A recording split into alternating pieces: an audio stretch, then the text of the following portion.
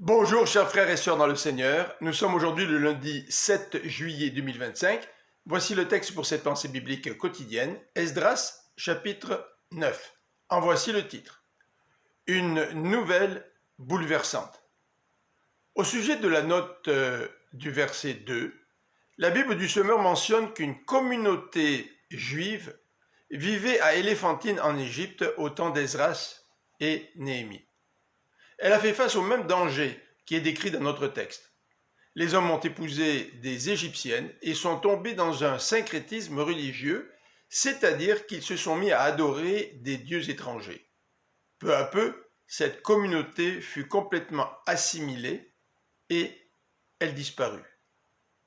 4 mois après son arrivée à Jérusalem, Esdras apprend que depuis leur premier retour de l'exil, il y avait 80 ans, les Judéens et leurs chefs s'étaient unis par mariage avec des familles païennes. Comment le Messie pourrait-il descendre de David si le peuple disparaissait dans une assimilation religieuse et sociale? À cette nouvelle, Esdras est abasourdi.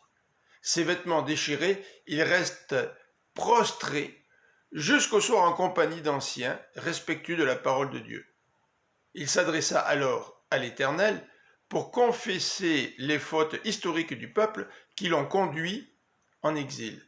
Cependant, il reconnaît que Dieu lui a manifesté sa faveur en rendant les empereurs perses favorables aux Judéens pour leur permettre de rentrer de l'exil et de reconstruire le temple.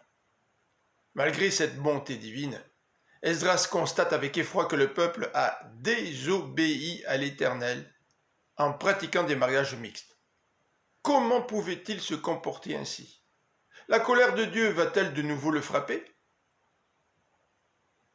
Je vous souhaite une bonne journée.